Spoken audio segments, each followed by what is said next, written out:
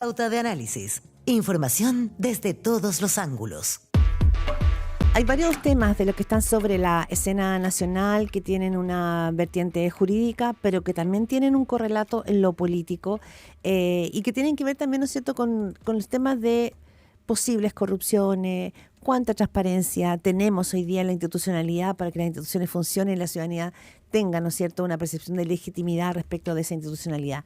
De eso, del caso Procultura, del caso Monsalve, de todos esos temas queremos conversar esta mañana con María Jara Quemada, presidenta de la Comisión Asesora Presidencial por el caso Convenios y especialista en temas de transparencia. Muy buenos días, María Jara Quemada, Constanza Santamaría y Claudia Álamo por aquí.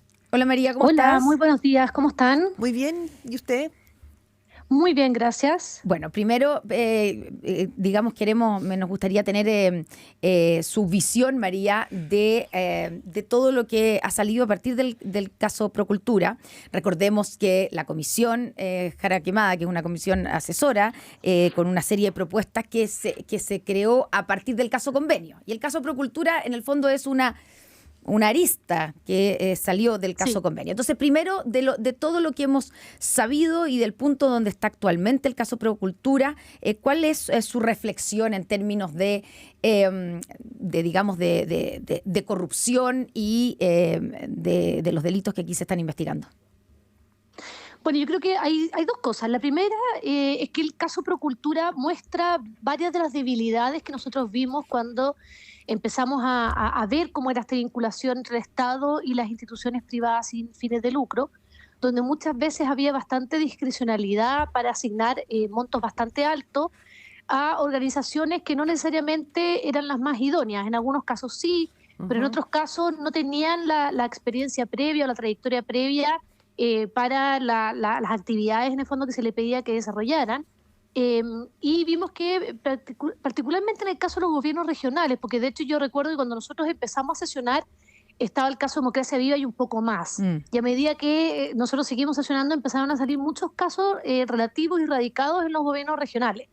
Entonces vimos que efectivamente, claro, acá había una suerte de posibilidad de los gobernadores regionales de asignar montos bastante altos, alrededor de 400 millones de pesos en esa época, hoy día son 480 millones de pesos, sin pasar o pedir autorización al gobierno regional, lo cual obviamente podía ser un tema complicado porque no existía ese como control cruzado que te entrega el gobierno regional, donde debieran hacerse más preguntas, debiera efectivamente verse la idoneidad, etcétera. Y por otro lado, que en algunas de estas transferencias que se hacían, no en todos los convenios, pero en algunos de estos convenios, efectivamente se permitía que se entregaran todos los recursos de una, que no hubieran muchas garantías, ni que tampoco fuera supeditado a la entrega o a etapas de avance de estos proyectos, y eso también era complejo porque si ocurría lo que pasó luego con el caso Procultura, sucede que es muy difícil recuperar esos dineros y en el fondo se había entregado ya todo. Entonces, yo creo que el caso Procultura ilustra bastante bien varias de las cosas que nosotros vimos. Y lo segundo, yo creo que, como para poner una nota un poquito positiva, es que hoy en día esto sería muy difícil de que ocurriera, porque efectivamente a través de las leyes de presupuesto sucesivas que se han dictado, la del año pasado y la de este año, se han establecido requisitos mucho más altos para los convenios y las transferencias. De hecho, la regla general es el concurso o la licitación, por lo tanto es mucho más difícil la discrecionalidad o la dedocracia. Se exige cierta trayectoria previa de al menos 2 años, se fraccionan los montos, se establecen garantías, las entregas se hacen en contra también de avances del proyecto.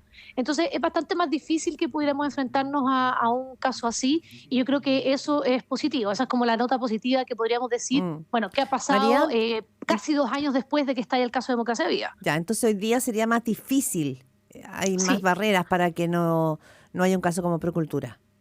Sí, pero igualmente todavía se mantiene la facultad de los gobernadores regionales de hacer esa entrega de alrededor de, hacer esas inversiones o transferencias de alrededor de 7.000 UTM, que son alrededor de 480 millones de pesos, sin pedir autorización a los gobiernos regionales. Nosotros sugerimos que se bajara drásticamente a 500 UTM, y eso, bueno, el gobierno propuso 3.000 y es un proyecto de ley que todavía está en discusión, por lo tanto, esa quizás es otra de las notas un poco amargas. Hay muchos proyectos de ley que están en discusión y la verdad es que la mayoría de ellos ha avanzado bastante poco sea, y hoy en día casi todos se encuentran O incluso sea, en urgencia. María Jaraquemada, usted fue presidenta de la Comisión Asesora Presidencial por el caso Convenio. La ciudadanía podrá decir, bueno, aquí se hizo una comisión cuando pasó lo de Democracia Viva para evitar que esto volviera a suceder. El mundo político tomó nota de esto y después esto aterriza en el Congreso y sigue todo igual. La verdad es que aterriza en el Congreso y sigue bastante parecido. Sí, ese es el problema. Tenemos estos avances, como les decía yo, en las leyes de presupuesto, pero que en el fondo tiene que hacerse todos los años. La ley de presupuesto es anual y por lo tanto no es un marco, no es un paraguas general. Hay un proyecto de ley de transparencia, no se ha discutido un solo día. Hay un proyecto de ley de beneficiario final, que sabemos que además nos ayudaría a combatir bastantes otros males, no solo el tema de las fundaciones, sino en general las empresas fachadas, la posibilidad de lavado de activos, la evasión fiscal, etcétera. Se ha discutido un solo día. Está el proyecto de ley de transparencia 2.0 que se viene arrastrando desde el gobierno anterior, que pretende darle ciertos deberes de transparencia activa a las organizaciones de la sociedad civil que reciban fondos públicos, y la verdad es que está hace un ratito ya parado en la Comisión de Hacienda. Hay un proyecto de ley de integridad municipal que está también en el Senado, que avanzó hasta el segundo trámite, pero luego ahí quedó un poco parado.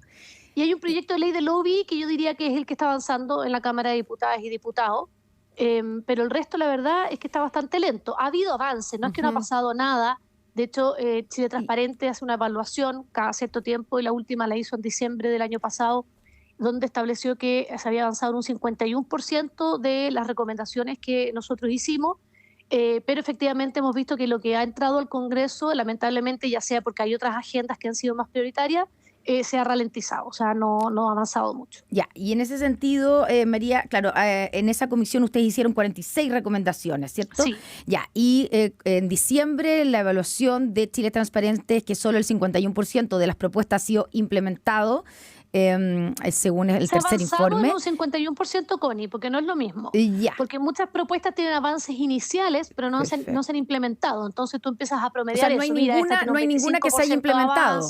No hay ninguna de las propuestas que se haya implementado. Hay varias que se han implementado. Por ejemplo, las de ley de presupuesto. Nosotros dijimos que esto tenía que abarcarse en el corto plazo y en el largo plazo. El corto plazo a través de la ley de presupuesto, el largo plazo una ley de transparencia. Entonces, sí hay medidas más bien de gestión o administrativas que sí se han implementado.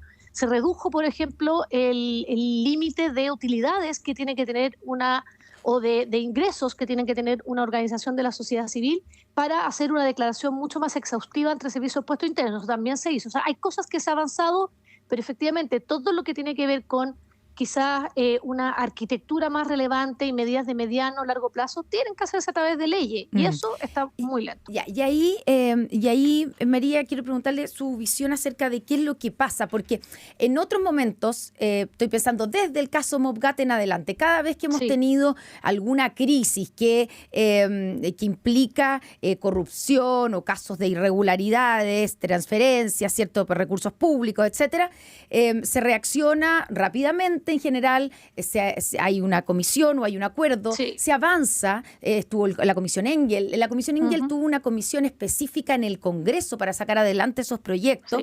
Y esta vez no fue distinta la reacción. Se formó la Comisión Jaraquemada, pero parece ser que ahora hay, sí, una diferencia en la reacción en el legislativo, en el Congreso. Falta voluntad por parte del Congreso en avanzar en estas regulaciones, porque no se ve el mismo avance, el mismo ímpetu por sacar adelante estas medidas como sí ocurrió en comisiones anteriores frente a casos parecidos.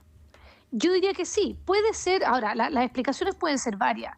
Puede ser que efectivamente ha habido agendas que se han considerado más relevantes y por lo tanto la voluntad política ha estado radicada ahí, temas de seguridad, pensiones, etcétera.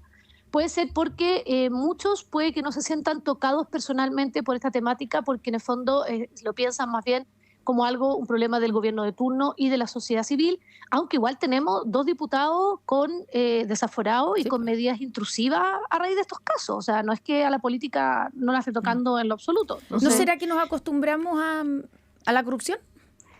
Yo espero que no sea eso. Mira, yo he estudiado todas las comisiones que ha habido desde el retorno a la democracia y la reacción que ha habido después. Y yo te diría que hay dos casos donde la reacción es como mucho más contundente. Una es específica, claro, la que viene después del caso Mobgate y la otra es la que viene después de la Comisión Engel. En ambos casos la voluntad política fue clave. En el primer caso hubo un acuerdo entre la oposición y el gobierno de turno para enfrentar una serie de reformas. En el segundo caso yo creo que los partidos políticos la verdad es que tenían poco margen de acción, porque el financiamiento de la política era uno de los golpes más grandes que se estaba viendo y por lo tanto tenían que reaccionar porque la gran mayoría de los partidos políticos estaban involucrados en casos de investigaciones de financiamiento ilegal a la política y había elecciones muy prontamente. Entonces yo creo que eso también hizo que se pisara el acelerador, además de voluntad política, porque incluso el gobierno siguiente, el presidente Piñera, siguió aprobando algunas de las medidas y propuestas que todavía había hecho la Comisión Engel a pesar de que era otro gobierno. Sí. Entonces María. yo creo que aquí efectivamente ha faltado voluntad política. Pueden haber muchas explicaciones del por qué está faltando esa voluntad política, quizás también por un tema opositivo, como de oposición, de no querer mostrar triunfos al gobierno, o porque simplemente no se le ve la relevancia a algo que yo creo que sí lo es, porque tal como ustedes dicen, con los casos judiciales vamos a estar constantemente como reviviendo lo que fueron esos casos y recordándonos que no se ha avanzado en esa materia. Sí. María Jara Quemada, presidenta de la Comisión Asesora Presidencial por el caso de convenios. Ahora, la pregunta también acá es qué es lo que está permitiendo, ya no no es lo que nos está cumpliendo o lo que nos falta, qué es lo que está permitiendo este tipo de situaciones, porque muchos han hecho la diferencia en estos días de que en el caso de Procultura y también de Democracia Viva, no estamos hablando solamente de evadir y sacar recursos públicos. Estamos hablando de que son recursos que van realmente a las personas más necesitadas, van a los pobres, van a mejorar luminaria, van a trabajar sobre salud mental, van a trabajar sobre suicidio. Esa era la promesa de Procultura. Entonces, no estamos hablando ahora solo de financiamiento ilegal de la política, que es gravísimo. Estamos hablando, y yo creo que acá hay un daño que es moral porque afecta a ciudadanos y ciudadanas de este país, que son los que peor lo pasan y se supone que para allá era el caudal. Entonces, ¿qué es lo que lo permite? Porque finalmente, ¿no es cierto?, echa la ley, echa la trampa, pero ¿qué es lo que no estamos haciendo? Y se lo pregunto porque en el caso puntual de Procultura, algo permitió que se saltara de 300 millones a 3.000 en un plazo tan breve. Bueno, yo creo que lo que hemos visto, que efectivamente se permitía bastante discrecionalidad, el hecho de que tú permitieras que hubieran personas que se asignaran, o organizaciones que se asignaran convenios sin trayectoria previa, podía permitir que, claro, la persona o el grupo que fuera favorito de gobierno regional o gobiernos nacionales de turno o ministerios de turno, o quizás que habían mostrado un buen desempeño y por lo tanto yo necesitaba que me ayudaran en esta otra materia aunque no tuvieran experiencia previa.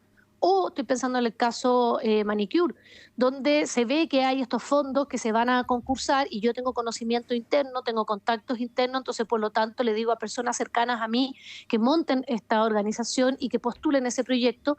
Efectivamente permitía que hubiera mucho menos control de quién se le estaban adjudicando estos fondos y si efectivamente eran las personas, las organizaciones más idóneas. Yo creo que también hubo falta de control del Estado, porque supuestamente todos estos fondos tienen que ir a cuentas específicas, claro, tiene que haber una día, fiscalización como más continua y yo creo que eso falló también en el caso de Procultura. María Jara Quemada, junto con esto, la decisión que es la parte quizás política, jurídica del fiscal nacional se cortó la llama, vamos a retomar con María Jara Quemada, presidenta de la Comisión Asesora Presidencial por el caso convenio, que sería interesante también, Connie, saber cómo lo ve, María Jara Quemada la situación. Sí, María, ¿cómo ¿me escuchan ahí? Sí, ahora sí, se había cortado. No, la reasignación, ¿cómo se dice ahora? No, remoción, la reasignación de funciones del fiscal Patricio Cooper en el caso de Procultura. Esto significa una discusión jurídica por una parte, por un fallo de la Corte de Apelación de Antofagasta, durísimo, y también una arista política. Entonces, ¿cómo ves tú ese cruce y el hecho de haber sacado al fiscal Cooper de ese caso?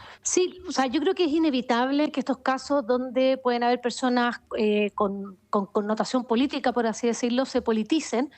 Pero también le pone lo complejiza mucho más, porque efectivamente empiezan a haber todo tipo de dudas o de teorías de por qué ocurren las cosas que no necesariamente pueden ser las que efectivamente se están dando. Por ejemplo, el caso de la remoción del fiscal Cooper, solo del caso Procultura, porque no es que a él lo hayan sacado del Ministerio Público ni que no tenga las otras causas. Y sigue como fiscal regional, también es importante eso. El fiscal nacional lo explicó ayer y yo creo que efectivamente le quedaba poco margen. ¿Por qué? y creo que trató de proteger un poco la causa.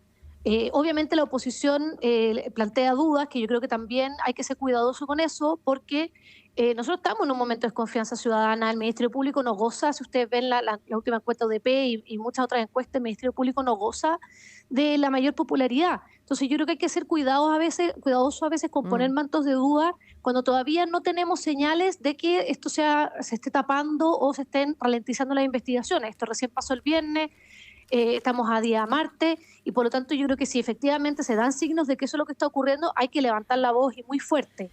Pero mientras eso no haya ocurrido, yo creo que hay que ser cuidadoso con nuestras instituciones porque son las que tenemos, son con las que contamos y son las que van a seguir investigando este caso. Yo creo que en verdad el fiscal nacional se quedó con muy poco margen después de tal como tú decías, que había un fallo tan duro de la Corte de Apelaciones, pero también la Fiscalía tiene obviamente la presión y va a tener que mostrar que efectivamente este caso va a seguir muy activo y que ojalá empecemos a ver acciones y empecemos a ver consecuencias pronto, porque obviamente la justicia cuando se demora mucho las personas empiezan a perder un poco como la fe en que no va a haber impunidad, y yo creo que es muy relevante dar señales y también que se empiece a concretar luego de que ha habido también tantas medidas intrusivas y supuestamente tanto levantamiento de antecedentes y pruebas. Claro, porque aquí una de las dudas que se generan es si lo que hace el fiscal Ángel Valencia no fue a raíz de presión, porque hubo una presión política también, digámoslo. Ahora, el fiscal lo explica ayer en esta entrevista con Canal 13 y dice que en el fondo él tiene que proteger la causa y que con lo que dice el fallo de la Corte de Apelaciones, que él dice que tiene acusaciones graves, dice, podría verse como un pretexto para cuestionar la validez de un conjunto de diligencias que el fiscal Cooper pudiera seguir realizando. O sea, que a raíz del cuestionamiento que hace la Corte de Apelaciones, todo lo que se haga en términos de diligencias después por la parte, por la defensa, digamos, de quienes sean imputados, que todavía no tenemos formalizado, podrían cuestionar esas diligencias y eso afectaría la causa. Eso es la explicación y por eso me imagino tú, María, dices que no le quedaba mucho margen al fiscal Valencia. Pero también... Pero además, Connie, porque tú dices hubo presiones políticas, pero yo creo que hubo presiones de ambos lados, porque por un lado hay presiones, bueno, y también en el caso Sierra Bella hay una iniciativa, una solicitud de remoción del fiscal Cooper ante la Corte Suprema, pero también la UDI recientemente había pedido que se lo asignara como fiscal exclusivo. Entonces, al final, igual habían presiones políticas de ambos lados, y yo creo que eso obviamente hace que se compliquen un poco estas situaciones, y por eso yo entiendo que los poderes políticos, los partidos quieren estar presentes y demostrar que estos casos les importan y quieren hacerse parte, pero también muchas veces las presiones políticas terminan en el fondo generando este tipo de situaciones donde el fiscal nacional se ve empujado por dos lados y tiene que tomar una decisión para tratar de proteger en el fondo la politización de esta causa. Entonces, bueno, hay que acudir a las sabias palabras de nuestro expresidente Lago, dejemos que las instituciones funcionen y obviamente tenemos que estar alertas de que si vemos que no están funcionando, hay que levantar la voz, pero yo creo que hasta ahora lo que hemos visto es que sí están funcionando, con algunas preocupaciones como las filtraciones y esas situaciones, pero por ejemplo, en un caso de una ciudadana que se vio que se consideró que se le habían vulnerado sus derechos a una investigación, acudió a los tribunales hablaron, entonces yo creo que también ahí hay que ser muy cuidadoso efectivamente con entender que lo que actores como yo o como los partidos políticos u otros pueden decir son opiniones, pero finalmente las instituciones mandatadas a determinar cuando se han vulnerado derechos y otro tipo de situaciones son las que son y ellas son las que lo tienen que determinar. Ayer veíamos que la UDI, por ejemplo, se hizo parte del recurso de amparo contra el fiscal Cooper por el caso Procultura. O sea, decía que hay una... Señalaron que lo iban a hacer, pero yo consultando con Parece abogados que no se puede. Y abogadas que lo veo en la página... yo no litigo, me señalaban que lo veían difícil que se hiciera parte. Que lo vi en la página de la UDI, con fecha mayo 18. No lo escuché, sino que lo estoy viendo como declaración pública en la página. Que lo hicieron. No, que lo iban a hacer. Que lo iban a hacer. Claro. Pero es que es interesante ese punto, porque no sé si corresponde o no corresponde hacerlo en el sentido de que la UDI no fue parte, no era parte querellante. Entonces, ¿de qué manera entra? Entonces hay también todo es como una esfera judicial compleja de entender en esta maraña. Y además, ¿saben lo otro que a mí me preocupa? Que los casos que tienen que ver con los delitos, los potenciales delitos que tienen que ver contra la probidad, tienen acción pública, es decir, cualquiera de nosotros, porque en el fondo todos somos afectados por esos delitos, cualquiera de nosotros podría efectivamente denunciar y querellarse por esos delitos, aunque no seas una víctima directa, por así decirlo. Y eso tiene el sentido de velar por el buen resguardo de los recursos públicos, porque todos somos víctimas indirectas de los delitos contra la probidad. Y yo me temo que con todo lo que ha estado pasando, que muchas veces estos casos se politizan, que los partidos políticos se hacen parte y también se presume, pero todo esto yo no lo tengo como saber, porque a mí nunca se me ha filtrado un expediente, pero se presume que muchas veces las propias partes intervinientes son las que empiezan a filtrar estos antecedentes, que terminemos en una discusión de empezar a restringir quiénes pueden ser parte por esta situación. Y eso también terminaría restringiendo la posibilidad de que cualquiera de nosotros que tuviera conocimiento de este tipo de hechos se pudiera querellar. Entonces, sería como contraproducente en ese sentido, pero me temo que cuando empieza a haber tanta como politización de este tipo de casos, se empiezan a abrir ese tipo de discusiones para proteger también las investigaciones y los derechos de las personas que están siendo investigadas, que también tienen un derecho a un debido proceso. María Jara Quemada, presidenta de la Comisión Asesora Presidencial por el caso Convenio y especialista en temas de transparencia, muy agradecidas de esta buena conversación para poner en perspectiva tanto tema, ¿no es cierto?, que está ahí en ese vértice jurídico y político. Muchas gracias. Muchas gracias a ustedes, que tengan un súper buen día. También, gracias María, buenos días. 8:29.